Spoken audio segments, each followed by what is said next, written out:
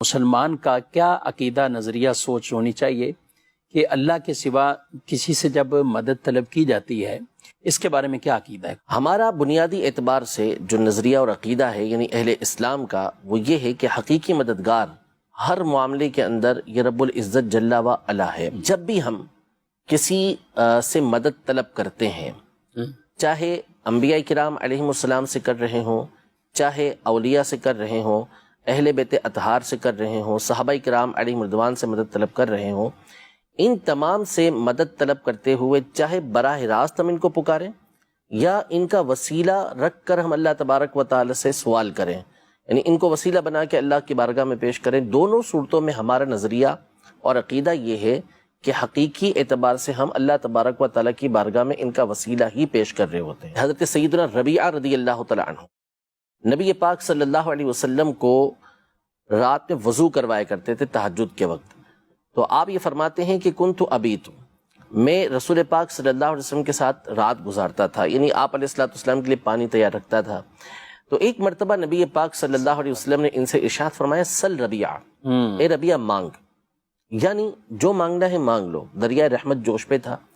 اب ان کے الفاظ دیکھیں گے، صحابی ہیں رضی اللہ تعالیٰ عنہ جو نبی پاک صلی اللہ علیہ وسلم سے براہ راست توحید کو سیکھنے والے ہیں۔ ٹھیک، سوال دیکھیں، اسألک مرافقتک فی الجنہ یا رسول اللہ، یعنی میں آپ سے سوال کرتا ہوں، آپ سے سوال کرتا ہوں کہ جنت میں آپ کے ساتھ رہوں۔ سوال کس سے کیا؟ مانگا کس سے؟ سوال کرنا ہوتا ہے مانگنا کسی سے، مانگا کس سے؟ نبی پاک صلی اللہ علیہ وسلم سے۔ مانگی کیا چیز؟ جنت کے اندر رفاقت، جنت کے اندر ساتھ۔ نبی پاک صلی اللہ علیہ وسلم نے یہ نہیں ارشاد فرمایا کہ یہ تم کیا کر رہے ہو، شرک کر رہے ہو، مجھ سے مانگ رہے ہو، اور کیسی چیز مانگ رہے ہو؟ جنت مانگ رہے ہو مجھ سے، بلکہ آپ علیہ الصلوۃ والسلام نے فرمایا کہ اب تم کثرت سجود کے ساتھ میری مدد کرو۔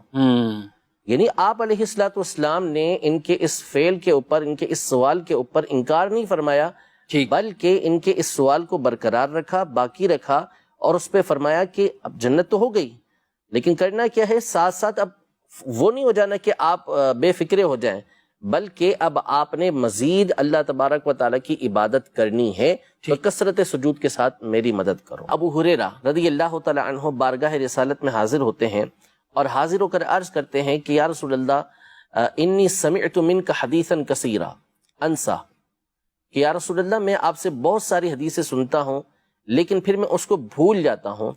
تو نبی پاک صلی اللہ تعالیٰ علیہ وآلہ وسلم نے ان سے ارشاد فرمایا ابسط رداءک یا ابا ہریرہ، اے ابو ہریرہ اپنی چادر کو پھیلاؤ۔ بارگاہ رسالت میں وہ کیا شکایت کر رہے ہیں؟ سوال کس چیز کا کر رہے ہیں کہ میں بھول جاتا ہوں، وہ صورت اسی بن جائے کہ یاد رہے۔ نبی پاک صلی اللہ علیہ وسلم نے فرمایا کہ اپنی چادر پھیلاؤ۔ آپ علیہ الصلوۃ والسلام نے فغرف بیدیہ، اپنے ہاتھوں کو یوں چلو بھرا ہوا میں اور ان کی چادر کے اندر ڈال دیا، اور فرمایا فدم، کہ اس کو اپنے سینے سے ملا لو۔ وہ فرماتے ہیں فدممتہ، میں نے ملا لیا، فما نسیت بعد، میں اس کے بعد کسی چیز کو بھولا ہی نہیں۔ سبحان اللہ۔ حافظہ ایک کیسی چیز ہے؟ وہ سوال کر رہے ہیں نبی پاک صلی اللہ علیہ وسلم سے۔ نبی پاک صلی اللہ علیہ وسلم نے یہ نہیں فرمایا دیسی دوا کھاؤ، جا کے معجون کھاؤ یا خمیرے کھاؤ، بلکہ نبی پاک صلی اللہ علیہ وسلم نے عطا فرمایا کہ چادر پھیلاؤ، اور اس میں آپ نے چیز ڈالی اور فرمایا کہ اس کو اپنے سینے سے لگا لو، اس کے بعد وہ بھولے بھی نہیں۔ وہ چیز بھی بظاہر نظر آنے والی، یعنی مٹھی بند کر کے آپ حافظہ دے دیا ان کو، حافظہ، ماشاءاللہ، اور ان کو یہ فائدہ بھی پہنچا۔ اب مجھے بتائیں کون سا حکیم ہے جس کے پاس آپ جائیں گے اور اس کو کہیں گے کہ بھائی میرا حافظہ کمزور ہے، بھول جاتا ہوں، کیا کروں؟ وہ اٹھا کے یوں چادر میں آپ کے ڈال دے اور آپ کو بولے کہ لگا لو سینے سے اور فیس دے دو میری، تو کوئی فیس دے گا اس کو؟ وہ خمیرہ دے گا آپ کو، طرح طرح کی دوائیاں دے گا جس سے آپ کا حافظہ مضبوط ہو۔ ٹھیک ہے، کون ہے ایسا کہ جو کسی شخص کے پاس جا کے یہ کہے کہ میں آپ کے ساتھ جنت کے اندر رہنا چاہتا ہوں؟ ظاہر ہے کہ اسی کو کہا جائے گا کہ جس کے بارے میں یہ اعتقاد ہو کہ اللہ پاک اس کو اس بات کی قدرت دے گا، اللہ پاک کی عطا سے یہ چاہیں تو مجھے حافظہ دے سکتے ہیں، اللہ پاک کی عطا سے چاہیں تو میری جو مصیبت ہے، میری جو پریشانی ہے وہ دور کر سکتے ہیں، مجھے حافظہ عطا کر سکتے ہیں۔